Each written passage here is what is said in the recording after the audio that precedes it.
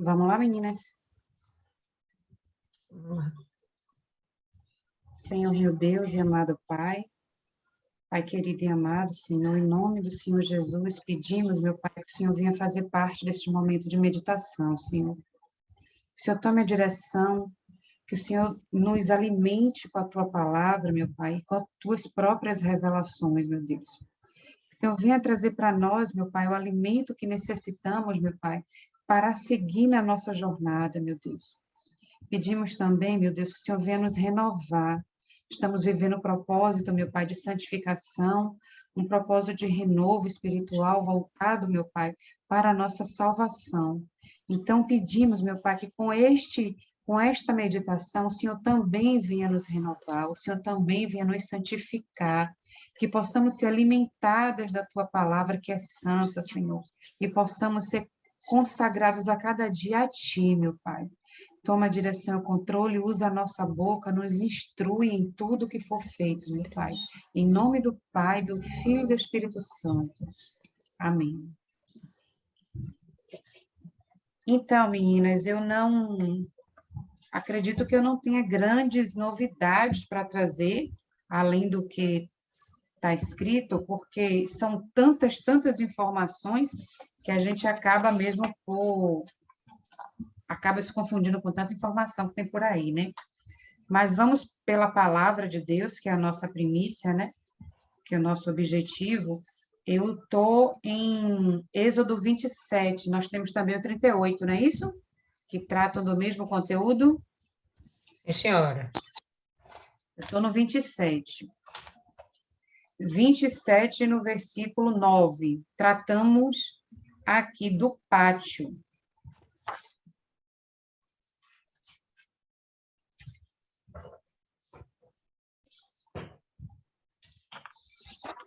Vamos lá?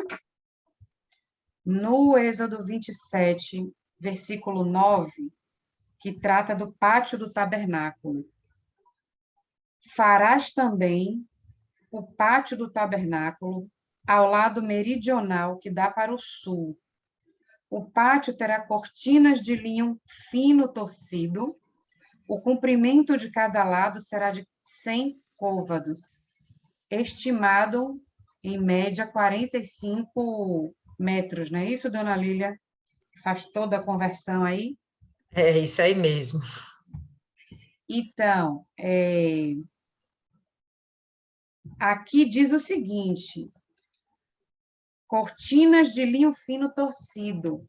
Eu procurei, em nenhum lugar encontrei que diz que o linho é branco, mas todo mundo parece que concorda que o linho é branco. A senhora pode me ajudar nisso aí, por favor?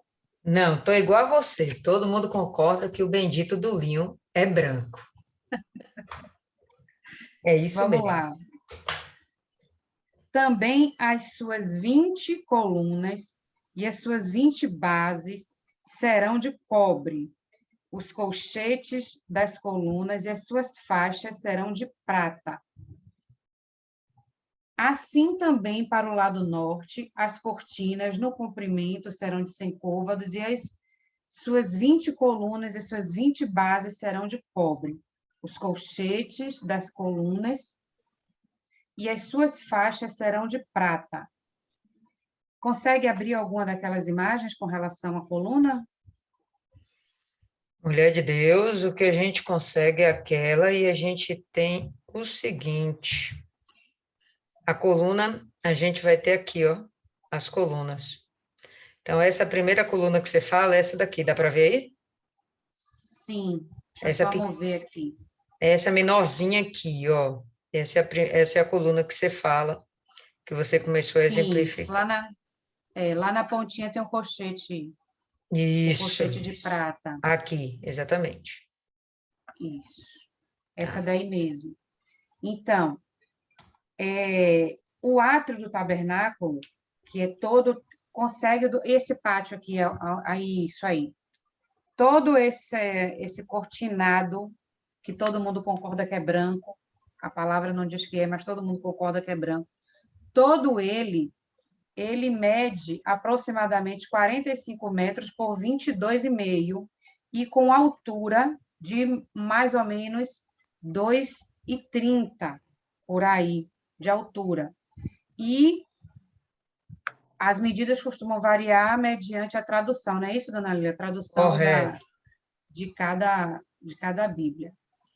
A cerca de linho, né, toda ela é feita de linho, representando a santidade e justiça de Deus. Vimos também que essas colunas, cortinas e varais, no texto entre 27 do 9 ao 19, eu li até o 12, eu vou ler até o 19, então. Tá certo? E aí eu continuo. Vai em frente. Na largura, já li o 12? Na largura do pátio, para o lado ocidental, haverá cortinas de 50 côvados e as suas colunas 10, e as suas bases 10. Semelhantemente à largura do pátio, do lado oriental, para o levante será de 50 côvados, de maneira que haja 15 côvados de cortinas de um lado, as suas colunas 3 e as suas bases 3, e 15 côvados das cortinas do outro lado, e as suas colunas 3, e as suas bases também 3. Isso é a frontal, não é isso? É, aqui. Isso. E a porta, não vou chegar na porta agora, vamos lá.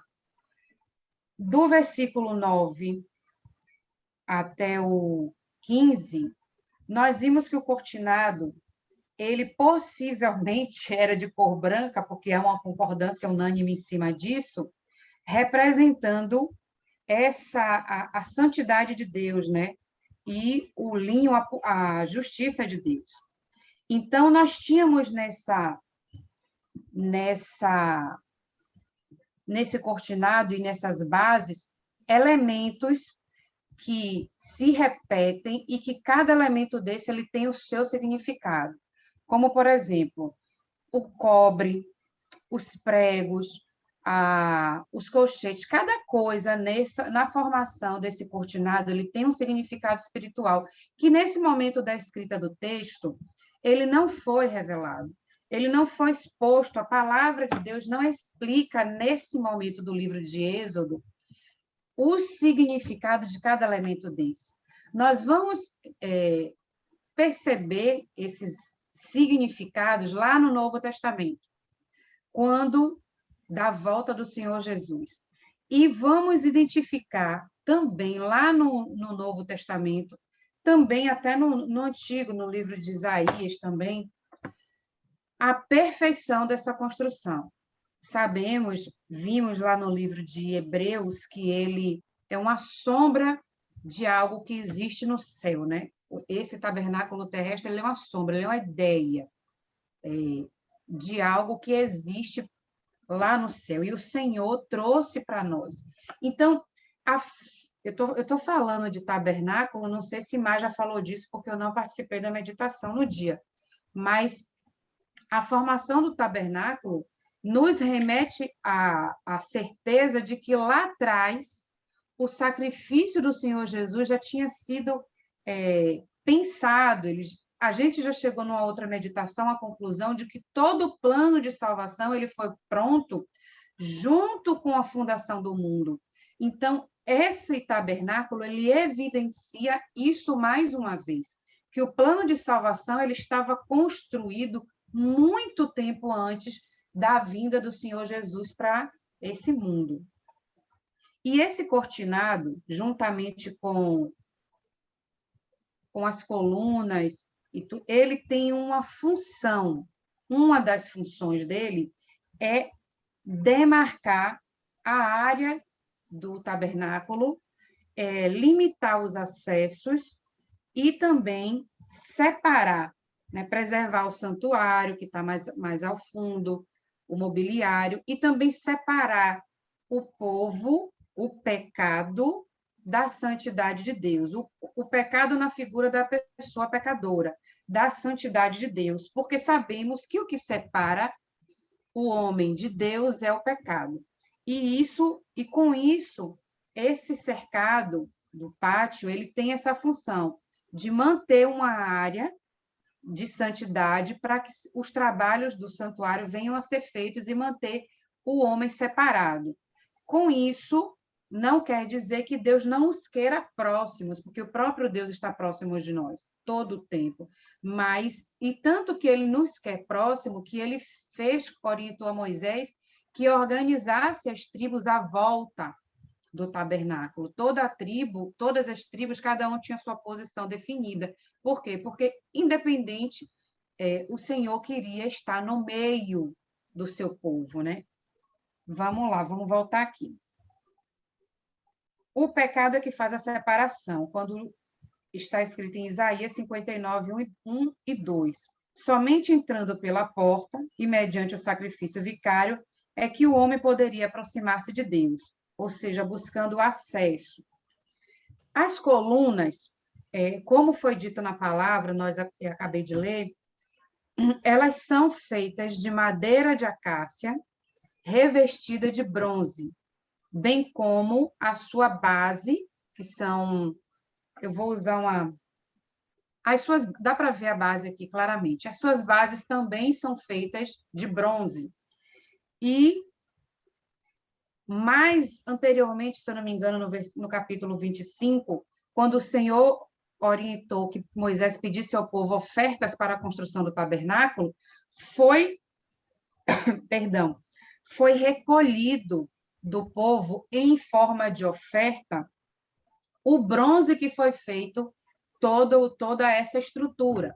O bronze, ele faz parte de toda a estrutura externa do tabernáculo, e tem um motivo para isso, né?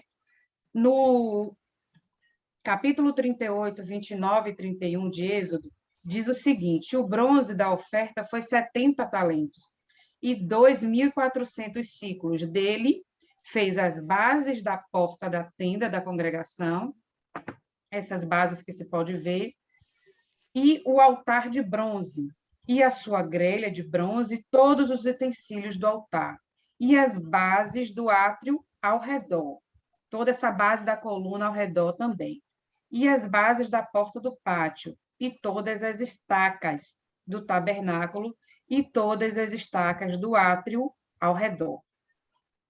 As passagens bíblicas de Êxodo 27, 17, Números, estou me antecipando, né? Então, espera aí que eu estou correndo. Tem que parar de correr. Não estou me antecipando, não.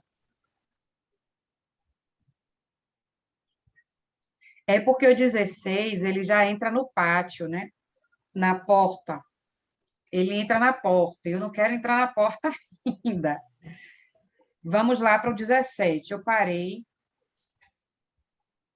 no 15, não foi? Vamos para o 17, porque o 16 fala da porta. No versículo 17, diz assim: ó, todas as colunas do pátio ao redor serão cingidas de faixas de prata. Até aqui eu falei do bronze. Não trouxe ainda o significado do bronze, mas vinha mencionando apenas o bronze. Os seus colchetes serão de prata, mas as suas bases de cobre. O comprimento do pátio será de 100 côvados e a largura de cada lado de 50 côvados, e a altura de 5 côvados. As cortinas serão de linho fino torcido, mas as suas bases serão de cobre. No tocante a todos os vasos do tabernáculo, em todo o seu serviço, até todos os seus pregos, e todos os pregos do pátio serão de cobre.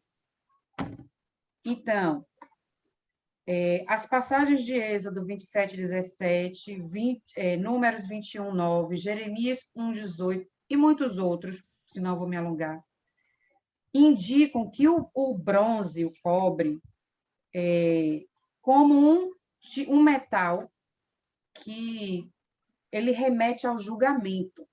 Só um segundo aqui. Todos esse metal, ele remete a julgamento. Ele é um ponto... Ai, que eu me perdi, peraí, aqui. Ele remete a julgamento, ou seja, é o momento de julgar o pecado, de tratar o pecado, de lidar com o pecado. Então, o bronze ele tem esse papel. A prata é símbolo de resgate, baseado em Levítico 5:15.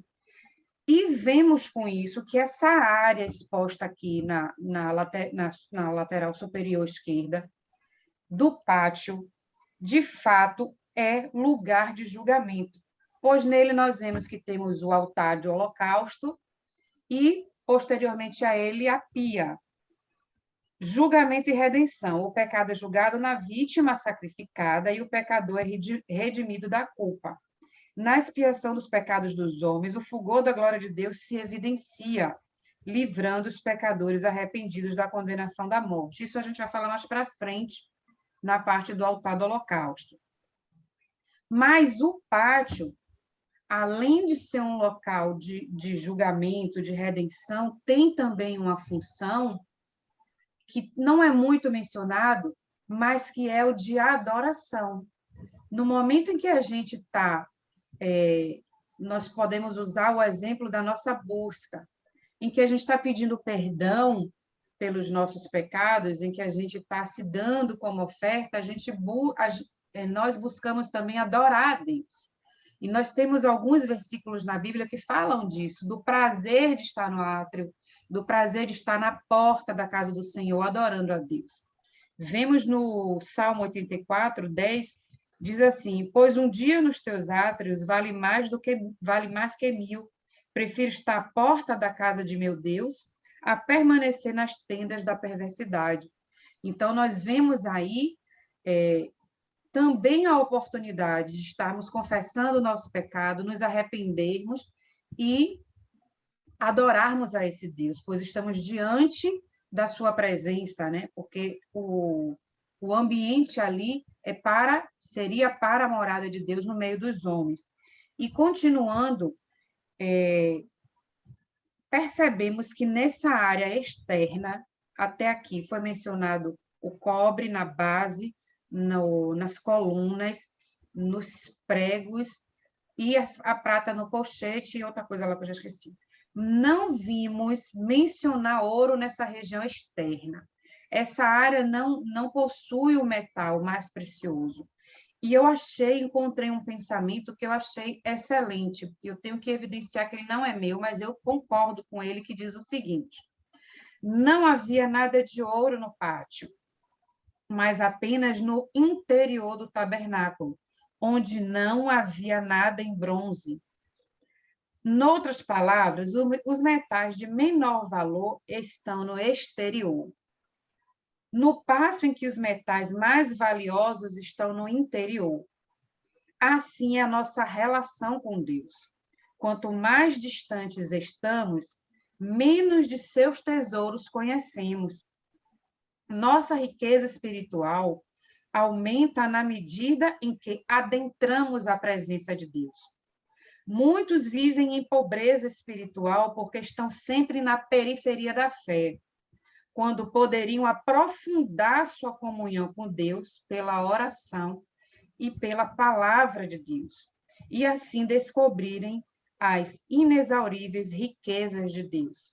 Eu concordo com esse pensamento, porque na prática da nossa vida hoje, nós vemos, percebemos e sentimos, sim, essa frase, né? Esse pensamento. Quando nós vivemos de um relacionamento superficial com Deus, nós não temos grandes experiências com Ele, nós não conhecemos muito desse Deus. Então, os tesouros desse Deus não nos são apresentados. Nós não participamos das riquezas desse Deus e não nos referimos às riquezas materiais, mas às grandes experiências que são as verdadeiras riquezas que temos, que são os nossos momentos, a nossa intimidade, a nossa comunhão, nosso relacionamento com Deus. Então, quem vive, né, no que essa pessoa chamou de periferia da fé, é aquele cristão verbal, é aquela comunhão teórica, é aquela coisa de frase, mas não de atitude, não de sacrifício, não de comunhão verdadeira, de relacionamento. Fica no lado exterior, né? Onde não há as preciosidades de Deus. Onde é que eu parei, meu povo? Porque a pessoa fala muito. É o famoso religioso, né? É exato, esse aí. Ninguém vai falar nada, não. Eu preciso respirar. Fala aí, vá. Não, hoje eu estou aprendendo. Estamos todos aprendendo com você. Tá top, estou amando. Continua assim. Vamos para a porta, porque eu ouvi Vamos, falar desse lugar santo aí, agora eu quero entrar, né? Vamos entrar. vamos. Eu vou voltar aqui para o 15, vou voltar para o 14, que diz assim: pronto, vou voltar para o 14. De maneira que haja 15 côvados de cortinas de um lado, suas colunas 3 e as suas bases 3, e 15 côvados das cortinas de outro lado e as suas colunas 3 e as suas bases 3. E à porta haverá uma cortina de 20 côvados, de azul púrpura e carmesim, e de linho fino, torcido, de obra de bordador, as suas colunas 4 e as suas bases 4. Essa aí onde está a setinha, que Dona Lília está apontando, e nós vimos que, quando eu olho na internet essas imagens, a palavra de Deus fala obra de bordador, quer dizer que bordaram a cortina. Mas eu fiquei muito me perguntando, digo, gente, que estampas são essas? Que tantas, e porque tem várias estampas diferentes na internet, né? Aí eu fico, que estampas são essas, gente? Quem fez essas estampas? O negócio está aqui escrito, né? Mas a pessoa pulou essa parte. E ele trata detalhadamente a beleza dessa descrição do tabernáculo, é o detalhe com que o Senhor orienta Moisés, a descrição de como ele quer. O Senhor, ele é perfeito em absolutamente tudo, a gente sabe disso, mas infelizmente, volta e meia, a gente esquece. Ele detalha que do lado ele quer 15 côvados de um lado, no lado frontal, né, que é o oriental, onde nasce o sol. Não é isso, meu povo? A pessoa fugiu da aula de geografia. Ele descreve que ele quer 4 de um lado, 4 do outro. No centro, ele quer outra medida. Ele descreve a cor que ele quer. Por quê? Porque tudo tem um sentido. Neste momento, a gente não consegue perceber, mas a realidade é que a pessoa, quando leu isso aqui a primeira vez, não sei quanto tempo atrás, queria pular, sabe? Eu queria, tipo assim, pular essa parte toda. Eu digo, pô, para que isso aqui? Deixa eu pular isso. Mas, tipo assim, não vou ser desonesta com Deus, que a pessoa tinha um propósito de ler a Bíblia, né? Vou ler a Bíblia do começo ao fim, vou ler a Bíblia toda. E se você pula, você está sendo desonesta. Eu digo, não vou ser desonesta com Deus, vou ler esse negócio aqui. Que para mim, naquele momento, não dizia nada, eram puras questões técnicas. E eu, hoje, lendo isso, vendo o cuidado com que Deus, e ainda assim é apenas a sombra de algo que existe no céu. Dona Lília pode falar, a senhora está doida para transbordar. Fale aí, vai. Tô não, filha, tô aprendendo com você hoje. Siga em frente. Fala aí, mulher de Deus, vai. Então, essa porta, que a palavra diz aqui, que de um lado tem 15 côvados, do outro também, e a porta haverá uma cortina de 20, ela tem 20 côvados de medida. Essa área frontal tem as mesmas colunas, com a mesma fundação, com a mesma estrutura, Configuração. isso, com a mesma configuração, com a mesma estrutura. O diferencial está na porta.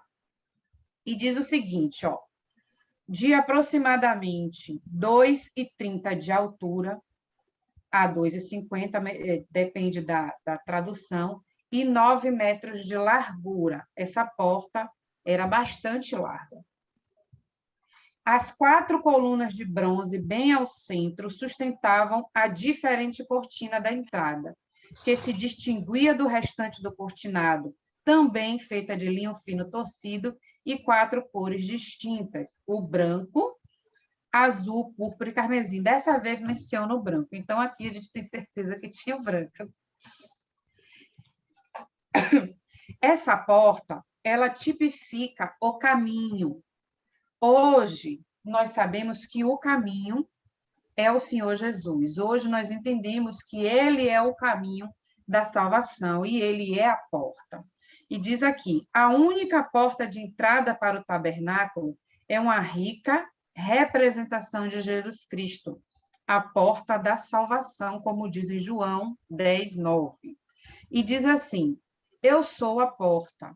Se alguém entrar por mim, salvar-se-á, e entrará, e sairá, e achará pastagens. Diz também em João 14, 6. E o único caminho para o Pai.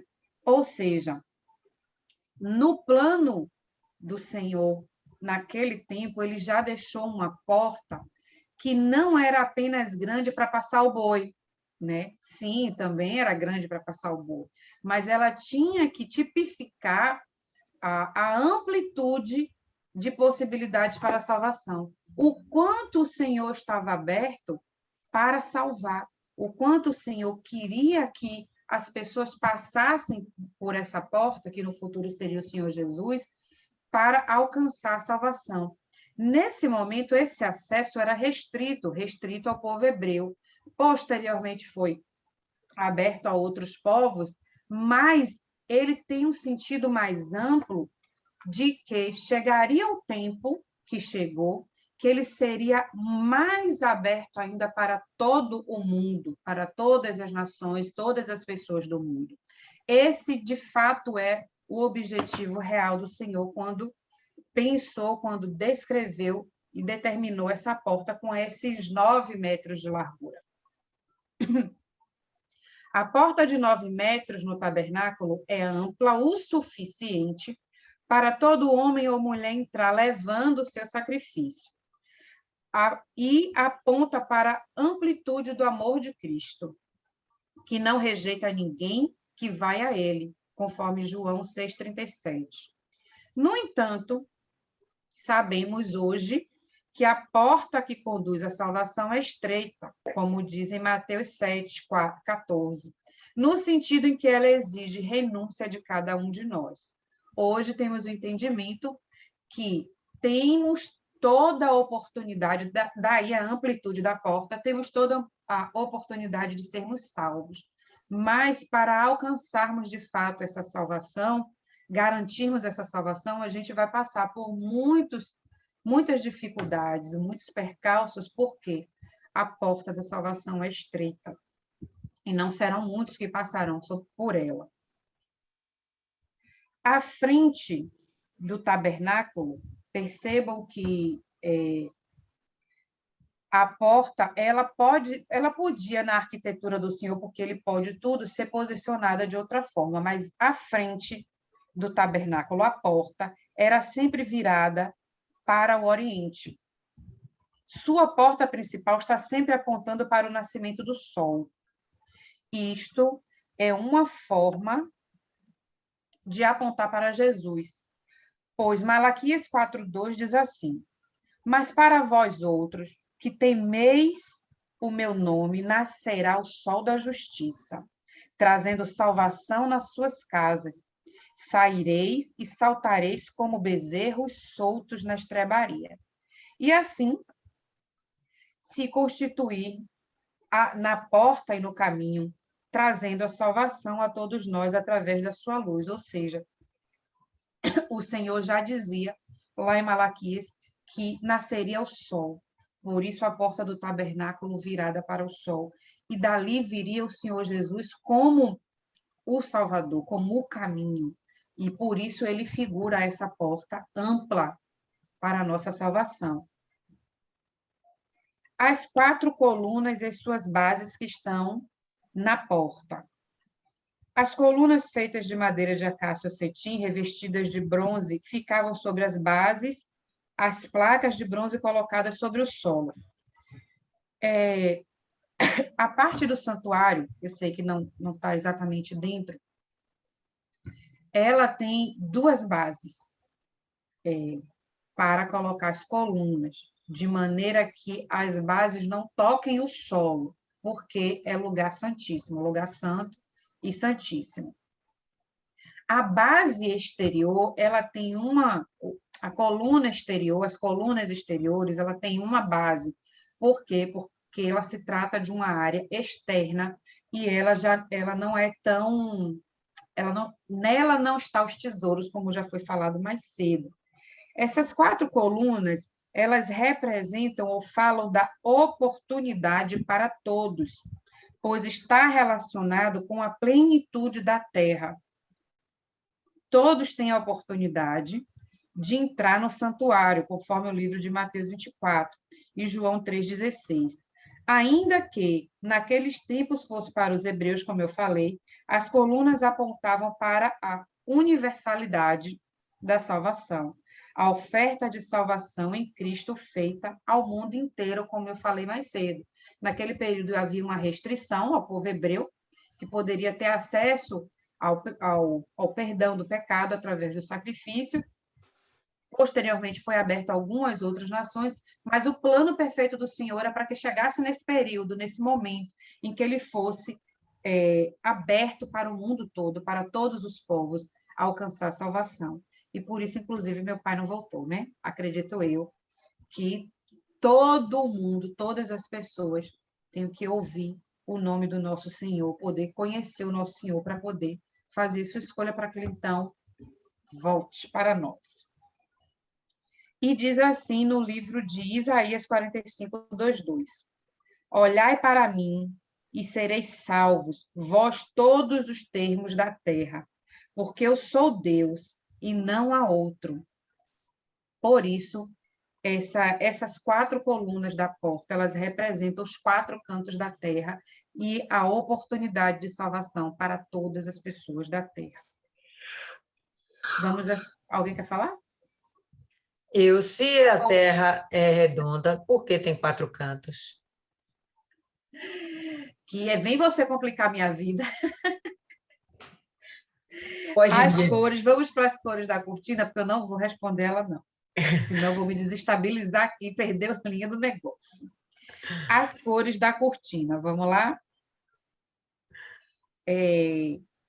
As 4 cores da cortina de entrada podem, com muita razoabilidade, prefigurar o caráter e o ministério de Cristo. Olha só. As cores, à medida que você vai fazendo pesquisa, lendo, comparando, conferindo, buscando, você encontra um monte de teoria, né?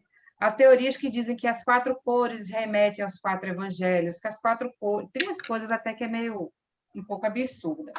Mas com razoabilidade, essas 4 cores podem sim prefigurar o caráter e o ministério do Senhor Jesus. Eu, inclusive, concordo com isso. A púrpura, cor aproximado ao nosso roxo, obtido de um molusco. Por ser um produto caro, era utilizado pelos reis e pelas pessoas de posses. Por se relacionar com a realeza, a púrpura aponta para o rei, Jesus Cristo. O carmesim, cor vermelha, muito próxima da cor do sangue, prefigura o Cristo cujo sangue vertido na cruz do Calvário é poderoso para salvar o mundo todo, o mundo inteiro. O linho fino, branco entre aspas, né? Não, esse é branco, esse é branco. A cor branca do linho fino aponta para a perfeição do caráter de Cristo e a sua santidade. O azul, cor obtida de mexilhões azul celeste, também produto caríssimo como a púrpura. Essa cor adornava palácios reais e mansões, e geralmente é uma referência ao azul do céu, como o avistamos daqui. Daqui eu não sei onde é o céu que essa pessoa escreveu, mas tudo bem. Então, nós vemos que há uma relação direta de cada detalhe com o sacrifício do Senhor, com o plano da salvação. Estamos numa área exterior onde o pecador ele se apresenta, ele se apresenta com suas inquietações, com seu arrependimento, com o desejo de uma mudança.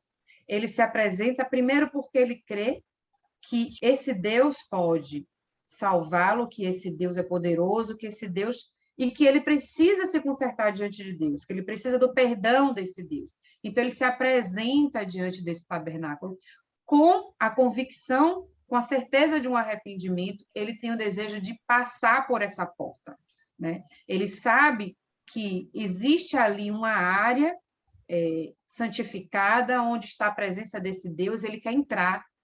E para ele entrar, ele tem que passar por essa porta. Para ele alcançar quem está lá dentro, ele alcançar esse Deus, alcançar o perdão, ele tem que passar por essa porta. Essa porta representa o Senhor Jesus. Naquele período, provavelmente representava mesmo uma porta, uma cortina que era uma passagem. Mas hoje nós sabemos que é o Senhor Jesus, é a figura do Senhor Jesus na cruz, o seu sacrifício por nós, que faz com que nós queiramos a Ele e queiramos alcançar salvação na presença desse nosso Deus. E não, então nós queremos entrar, nós queremos passar, queremos o Senhor Jesus, que está ali de braços abertos para nos receber, queremos adentrar aos santuários, queremos adentrar o templo do Senhor, queremos estar no espaço santo, na presença santa de Deus. Então, nós vamos fazer essa nossa jornada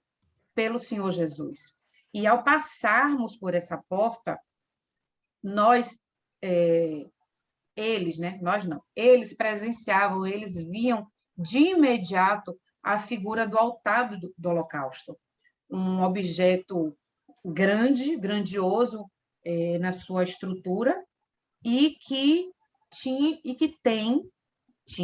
e tem, hoje nós temos na figura de Cristo, mas que tinha um significado fundamental, uma importância fundamental para a vida dessa pessoa que decidiu se consertar, que se arrependeu, que decidiu entrar e que decidiu mudar de vida. Pelo menos esse era o objetivo de mudança, né? De salvação, da pessoa entrar. Então, esse altar do holocausto, ele estava bem ali posicionado com o objetivo de realizar os sacrifícios que viriam a limpar essa pessoa daquele pecado e alcançar o perdão de Deus. Agora, eu gostaria realmente de ouvir pontuações até aqui, porque eu preciso respirar, pode ser? Pode, a gente vai te dar 2 altos. Bora, minha irmã, fala alguma coisa aí. Eu achei interessante na hora que você falou que a criatura, você leu um texto aí, onde a pessoa falava, não, como dá para a gente ver o céu daqui? E você pergunta, não sei de onde é o céu. Tem outro céu, gente, se não for o céu? Eu fiquei aqui me perguntando, mas tudo bem, né? Aí eu me referi a ângulo. Seja qual for o ângulo, vai ser azul. Eu não entendi também, né? Mas tudo bem, de novo. Continue. Não tenho muito a acrescentar, não. Eu estou falando que eu estou aprendendo, você está achando que eu estou zoando. Sempre essa estrutura de bronze, só para você respirar aí, vai ter essa conotação que você já falou aí mais cedo,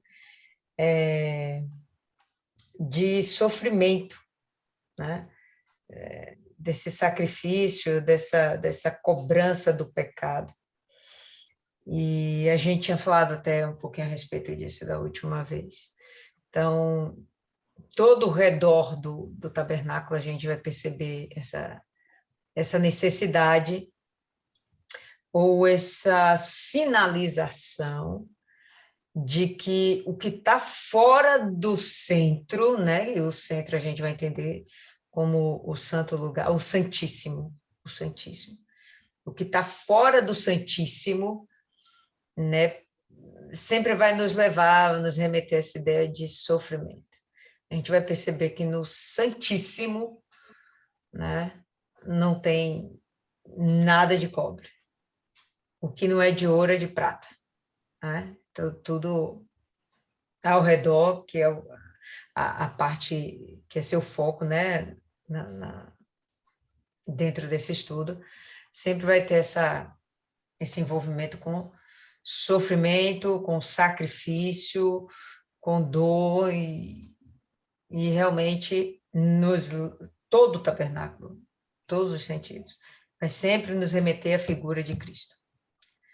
O povo de Israel, eles não tinham esse entendimento, porque, de fato, eles não tinham vivido o suficiente para compreender isso, mas é bem interessante percebermos que, desde sempre, o próprio Deus foi quem deu a ideia do tabernáculo, o próprio Deus que decidiu morar com o homem, né? E o próprio Deus, ele já deu, na figura do tabernáculo, todo o plano da salvação, como você já começou, né, falando logo no início. Na figura do tabernáculo, Deus já queria se comunicar com os judeus não, né? Vamos ser mais abrangentes, com os hebreus. Deus sempre quis se comunicar com os hebreus, né? Aquele povo seleto. Por quê? Porque eles eram os melhorzinhos? Não, porque Deus queria usar esse povo como exemplo. Porque, como você mesma falou, a porta era ampla o suficiente para deixar claro que a salvação era para todos, né? Ainda que a porta seja estreita, no sentido de que você precisa entrar dentro do padrão divino para entrar nos céus, ainda assim, a misericórdia é grande o suficiente para que qualquer pessoa possa ter acesso à salvação, né? Então, sempre tudo descrevendo a figura do Senhor Jesus mesmo. Pronto, agora é contigo novamente. Respirou? Olha só, o altar de holocausto, ele, falar desse altar, a gente pode pensar que pode resumir, remete ao sacrifício de Cristo, tal, tal. Não, tem muita coisa a se falar dessa parte. Eu entendi, não apenas se tratando do altar, mas do tabernáculo como um todo, que toda a Bíblia está aí. Toda a Bíblia está neste tabernáculo. Está na sua estrutura, está nos utensílios, está na mensagem, toda a Bíblia está aí. Por quê? Porque eu achei tanta coisa relacionada a este tabernáculo. Em tanto livro que eu fiquei tão confusa, eu fiquei tão doida, eu não sabia. Sabe aquele processo básico de selecionar e organizar? Eu achava tudo muito importante. E aí eu tive uma dificuldade terrível de separar o que trazer. Porque eu vou dizer que eu não cheguei a uma conclusão boa, não, porque sempre vai faltar alguma coisa. Gente, vai faltar informação. Vai faltar porque a gente passa por, não sei se todos, gente, mas quase toda a Bíblia está aqui nesse tabernáculo. A revelação de tudo que está descrito aqui, que veio a partir da vinda do Senhor Jesus, e toda a mensagem em cima disso é muita coisa. E o altar de holocausto tem muita coisa aí também. Então, eu já adianto para vocês que vai faltar coisa, vai ter coisa que eu não vou passar, que eu posso ter deixado de colocar aqui, e que vocês tragam, porque tudo é muito importante. Para mim, tudo é muito importante. Tá? Vamos lá. Êxodo 27. Eu vou dar uma sugestão. A depender do tempo que você for levar, já são 11h10, né? 11h05. A gente deixar para a próxima meditação.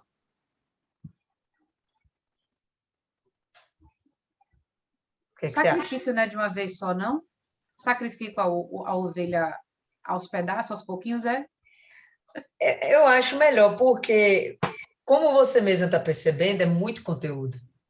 E a gente tem que digerir isso, né? Então, aí a gente passa muito conteúdo de uma vez só, e aí a gente não absorve muita coisa, acaba perdendo. Então, deixa sedimentar esse entendimento que a gente já teve da porta, que já é muita coisa. Sedimentar o entendimento dos próprios, das próprias colunas, né? Isso já é muita coisa também. As cortinas, né? A separação, a individualização desse ambiente, né? O porquê já é bastante. Eu penso que a gente já pode deixar para quinta-feira a gente continuar aí com o altar e a pia. Ok. Pode ser? Acordar. Pode Então, ser. espera aí.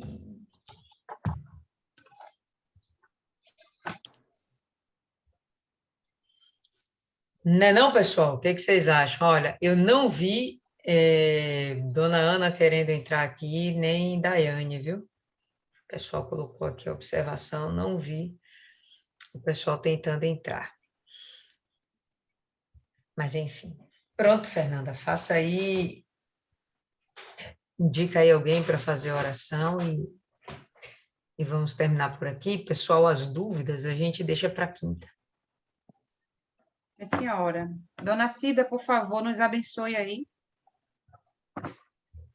A Cida fica logo com um sorrisão.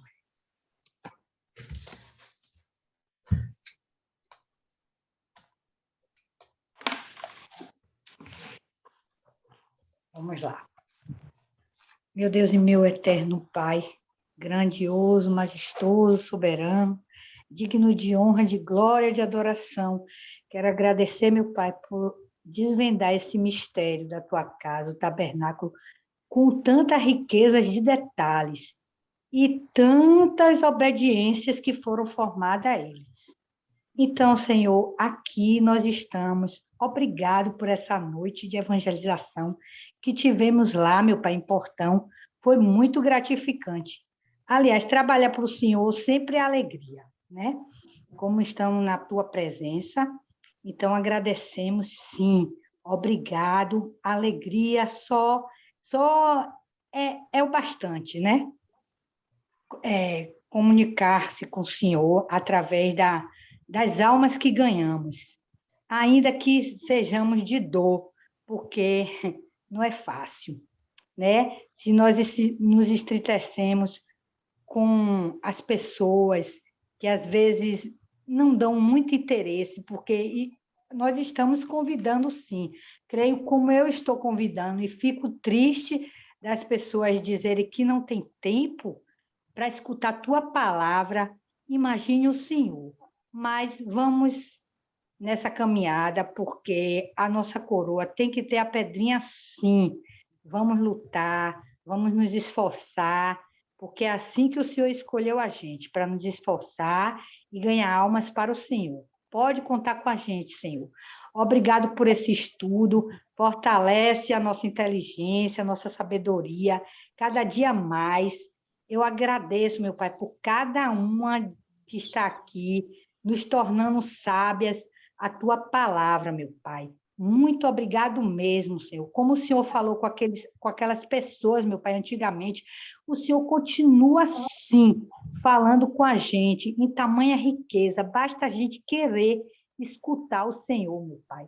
Então, cada dia mais, Senhor, nos enriquece com a tua sabedoria, porque aqui está o formulário, meu Pai, aqui dentro da tua palavra está o formulário da nossa felicidade. Porque, meu Pai, como é bom, como é belo, como é gostoso servir ao Senhor e saber cada dia mais, meu Pai, do Senhor. O Senhor é bom, o Senhor traz a paz que o mundo não oferece. A paz que o mundo oferece, Senhor, é tão passageira, as pessoas começam a brincar, a achar que é maravilhoso, mas ali acaba, Senhor.